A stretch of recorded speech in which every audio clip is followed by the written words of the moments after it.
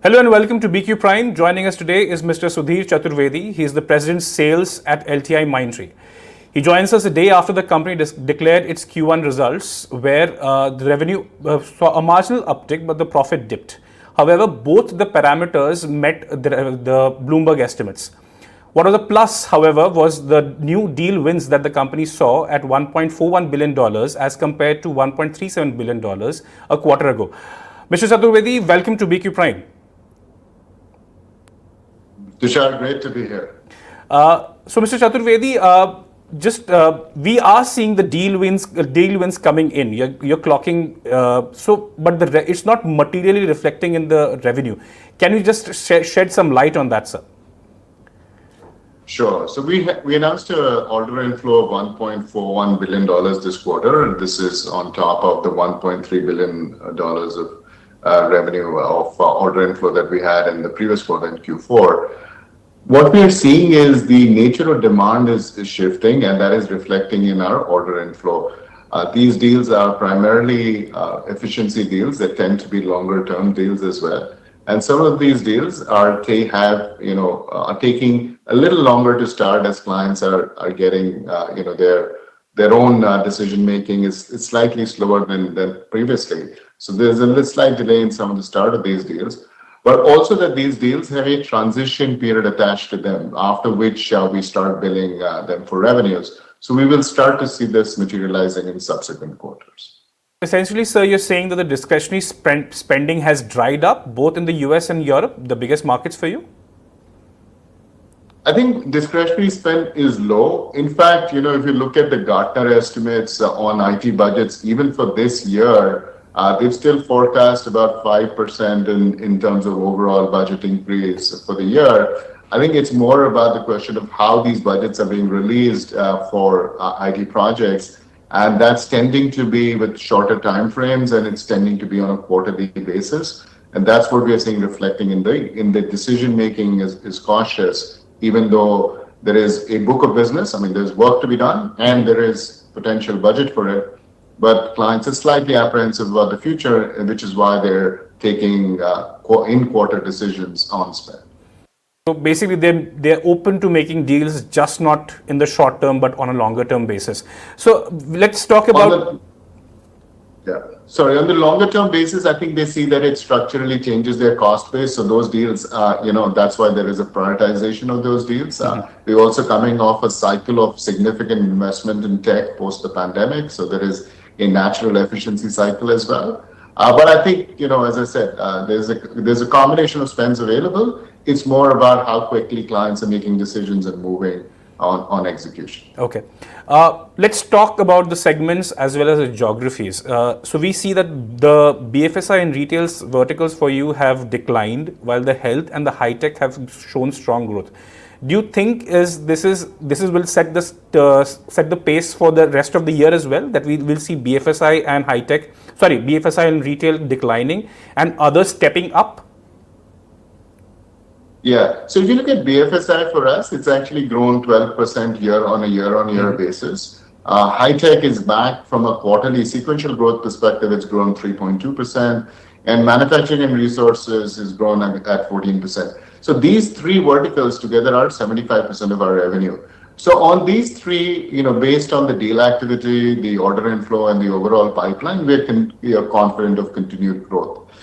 You're right to point out some of the headwinds that we have in verticals. I think retail is clearly one where we will see some more time in order to see recovery in the retail vertical. In addition to this, the public services vertical that we have, which is primarily the presence in India and Asia, we are being a bit cautious in that vertical segment as well. So which is why you're seeing that from a rest of the world perspective, also there is a softness in our revenue, but a majority of our market, 90% of our revenue comes from Europe and North America. So, essentially we're focused on those markets for our growth in the coming year. Okay. My next question to you, sir, was on the same geographies, Europe and the US. You lead the sales practice for LTIMindtree. How are your conversations like with the clients in Europe as well as US, and how different they are? What is the sense that you're getting from these clients?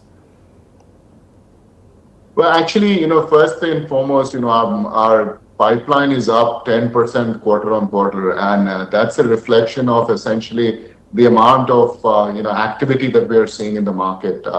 I've been on the road constantly for the last 3 months. I relocated to the US in May, and the clients we are seeing actually similar interactions with clients both in Europe and the US.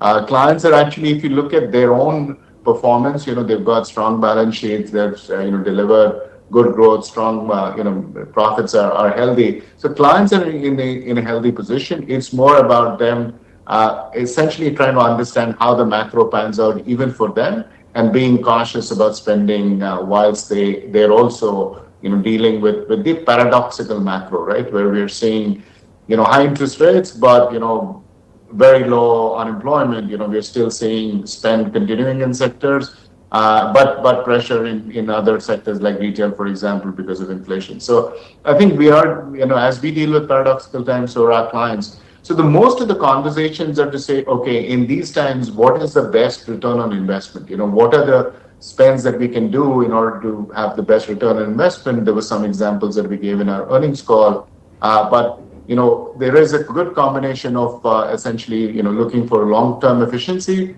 as well as some short-term ROI on programs that can deliver some revenue growth or help them with current challenges, either in supply chain or their own, for example, in manufacturing, the whole engineer-to-order pricing because of supply chain difficulties. That has become very dynamic. So this whole space of dynamic pricing, which makes an effect to our clients' top line, is also those. So those are the kind of flavor of conversations that I have been having. Okay. So you also mentioned, I mean, the management in the earnings call mentioned that something that you had promised, the double-digit growth at the end of the previous quarter in Q4 FY23. The company has said that it's confident of a double-digit growth in FY24, but they don't see it happening now. So where do you think you will land at the end of FY24, and what is the outlook for FY25?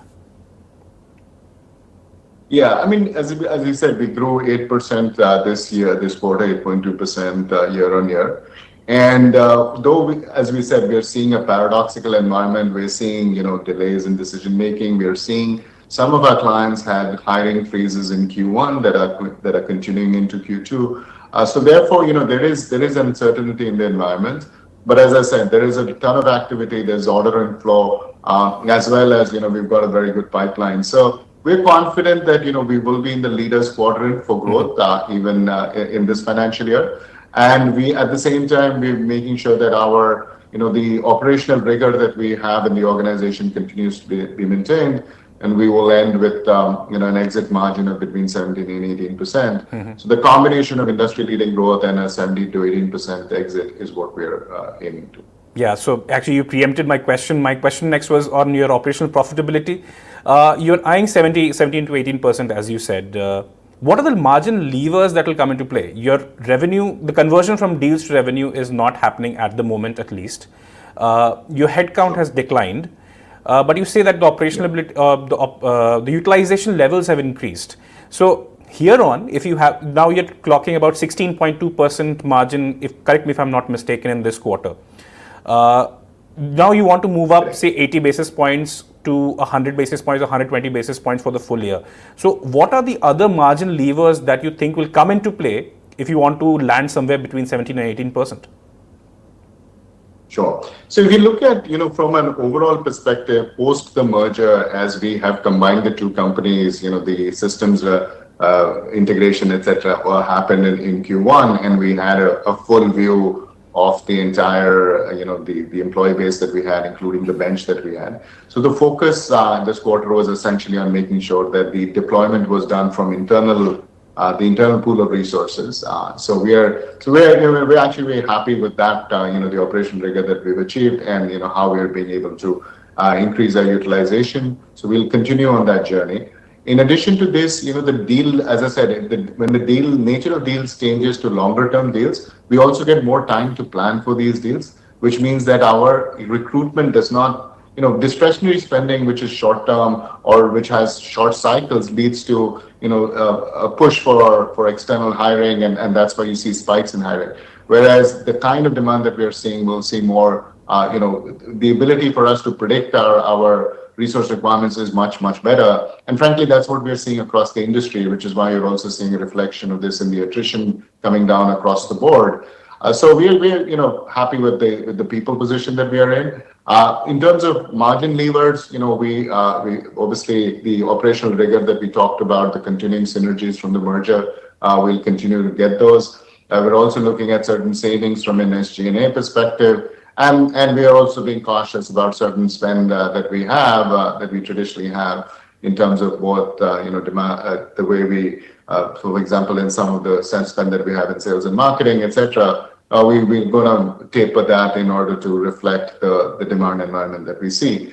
So overall, as I said, we plan to exit at 17 to 18%. I just want to clarify that it won't be a full year at 17 to 18%, but the exit will be in that range. Okay.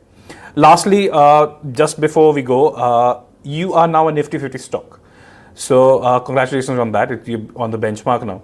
So what are the benefits, or what are the benefits that you see as that you expect to see in the near term, if you given that you're included in the Nifty 50 now, the incoming gains that you will see? I think the understanding obviously is that as you're part of the index, then you also there are more funds that invest in you as part of being part of the index. But I think more importantly, if we look at it from a LTIMindtree perspective, the expectations of a Nifty 50 company are different. We are now one of the top players in the industry, and what we essentially guide and how we talk about the market has an impact not just on us but on the overall market. The most important thing for us is that it is a very exciting time for every employee in the company to be part of the Nifty 50. So I think for us it's really to make sure that we've just moved into this and we become an integral part of the Nifty 50 and one of the drivers of the Nifty 50 going forward. That's going to be our endeavor from here on. Okay. Thank you, Mr. Chaturvedi. It was a great chat, especially in the current environment that we are in the evolving or the paradoxical macro scenario, as you put it very well. Thank you, viewers, for tuning in. This is Tushar for BQ Prime.